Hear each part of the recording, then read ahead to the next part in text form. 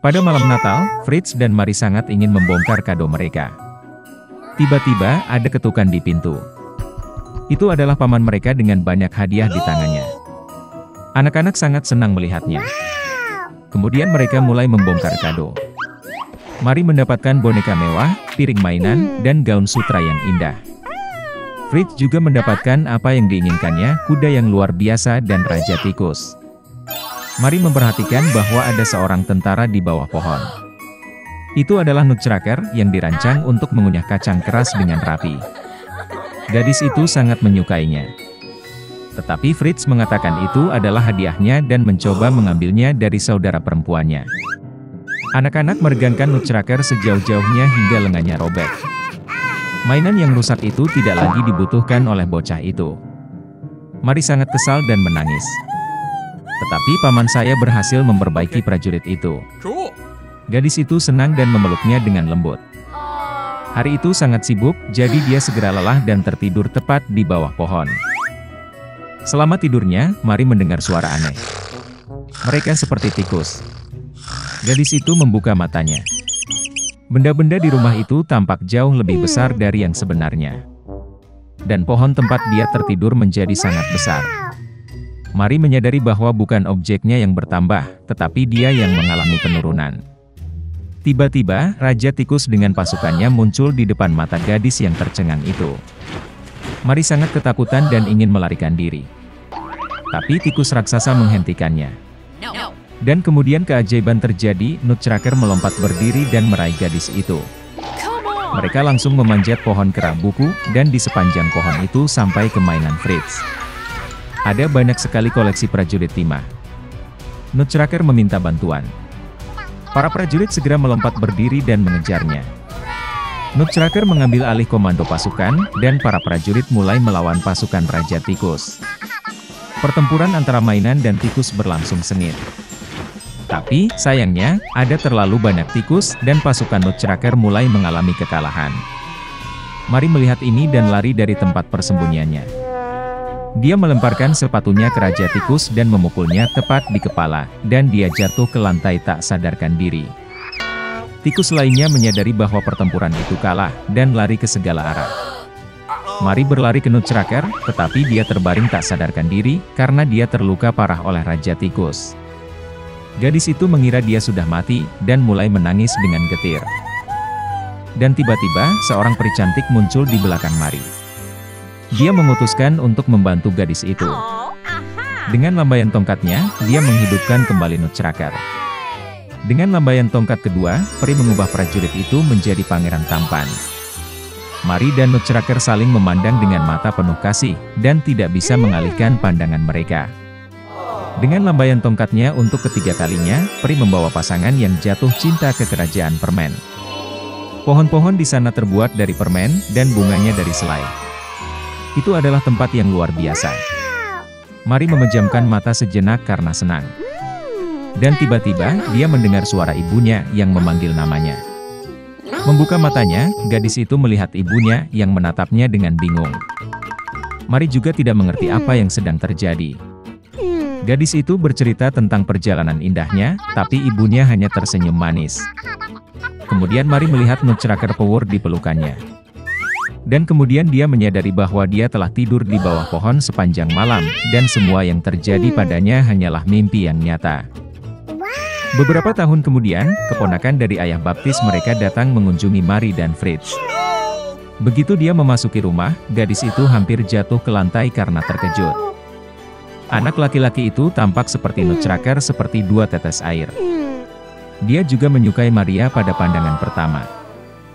Setelah beberapa waktu, mereka menikah, dan hidup tidak lebih buruk daripada di kerajaan ajaib permen. Di sana hiduplah sepasang suami istri. Sudah lama mereka ingin punya anak, tapi dia tidak ada. Suatu hari, istri saya jatuh sakit. Suaminya bertanya apa yang paling dia inginkan. Sang istri menjawab bahwa ada taman yang sangat indah di dekat situ, di mana banyak bunga terindah tumbuh. Ada Rapunzel yang indah di taman. Itu terlihat sangat segar dan sangat hijau sehingga dia sangat ingin mencicipinya. Tapi taman itu dikelilingi pagar tinggi, dan tidak ada yang berani memasukinya, karena taman ini milik seorang penyihir. Dia memiliki kekuatan besar, dan semua orang di dunia takut padanya. Sang suami sangat mencintai istrinya, dan memutuskan untuk membelikannya Rapunzel, berapapun harganya.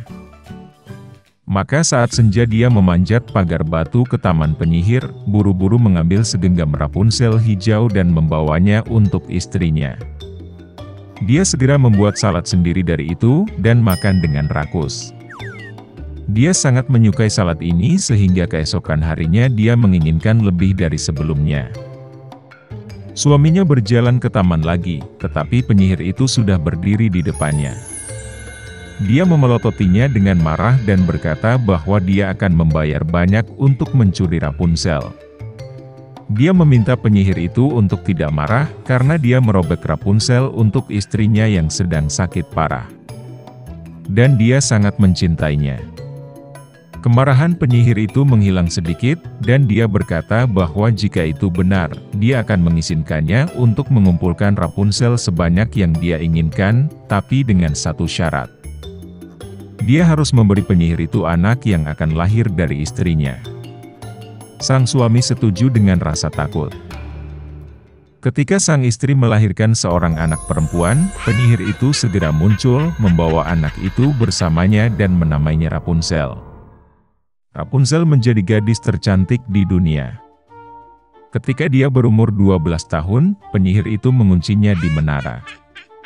Menara itu berada di dalam hutan, dan tidak memiliki pintu atau tangga. Hanya di bagian paling atas ada jendela kecil. Ketika penyihir itu ingin memanjat menara, dia memanggil Rapunzel untuk menurunkan kepangannya. Dan Rapunzel memiliki rambut panjang yang indah. Dia mendengar suara penyihir, mengendurkan kepangannya, mengikatnya ke pengait jendela, dan rambut rontok, dan penyihir kemudian memanjat, menempel pada mereka. Beberapa tahun berlalu, dan putra raja kebetulan menunggang kuda melewati hutan tempat menara berdiri. Tiba-tiba dia mendengar nyanyian, dan itu sangat menyenangkan sehingga dia berhenti dan mulai mendengarkan. Ini adalah Rapunzel bernyanyi dengan suaranya yang indah. Pangeran ingin naik. Dia mulai mencari pintu masuk ke menara, tetapi tidak mungkin menemukannya. Dia pernah melihat bagaimana penyihir itu memanjat kepang yang diturunkan Rapunzel padanya. Dan keesokan harinya, ketika hari sudah mulai gelap, pangeran pergi ke menara dan memanggil Rapunzel. Dia mendengar, menarik kepang ke bawah, dan pangeran naik. Rapunzel melihat pria yang belum pernah dilihatnya masuk, pada awalnya sangat ketakutan. Tetapi pangeran berbicara kepadanya dengan penuh kasih sayang dan berkata bahwa hatinya sangat tersentuh oleh nyanyian itu sehingga dia memutuskan untuk melihatnya tanpa gagal. Kemudian Rapunzel tidak lagi takut, dan ketika dia bertanya apakah dia setuju untuk menikah dengannya, dia memberikan persetujuannya dan mengulurkan tangannya padanya. Tapi mereka tidak tahu bagaimana caranya turun bersama. Mereka tahu bahwa ketika pangeran datang, dia akan selalu membawa sehelai sutra, dan Rapunzel akan menenun tangga darinya. Dan ketika tangga sudah siap, mereka akan turun bersama dan pergi. Penyihir itu tidak memperhatikan apapun sampai suatu hari Rapunzel bertanya mengapa lebih mudah menyeret pangeran ke atas. Penyihir itu mengerti segalanya, menjadi marah dan mengamuk di rambut indah Rapunzel. Saya membungkusnya di lengan kiri saya beberapa kali, dan dengan tangan kanan saya meraih gunting dan memotongnya. Dia membawa penyihir itu ke semak belukar padat Rapunzel, dan menyembunyikannya di sana. Dia mengikat kepang yang terputus ke kait jendela, dan ketika putra raja muncul, tarik ke bawah. Pangeran itu naik dan melihat penyihir itu. Dia menatapnya dengan tatapan jahat, dan berkata bahwa dia tidak akan pernah melihat Rapunzel. Pangeran berada di samping dirinya dengan kesedihan dan putus asa melompat keluar dari menara, tetapi duri semak yang berduri, tempat dia jatuh, mencungkil matanya. Pangeran buta mengembara selama beberapa tahun dalam kesedihan dan kesedihan di hutan, sepanjang waktu dia berduka dan menangis karena kehilangan kekasihnya. Suatu ketika dia pergi ke semak belukar yang lebat. Tiba-tiba pangeran mendengar seseorang bernyanyi, itu tampak begitu akrab baginya, dan dia pergi menemuinya. Ketika dia mendekat, Rapunzel mengenalinya, menjatuhkan dirinya ke lehernya dan menangis dengan getir kegirangan. Dua air mata menetes di matanya, dan pangeran itu kembali melihat dan mulai melihat seperti sebelumnya. Dia membawanya ke kerajaannya, dan mereka hidup selama bertahun-tahun dalam kebahagiaan dan kegembiraan.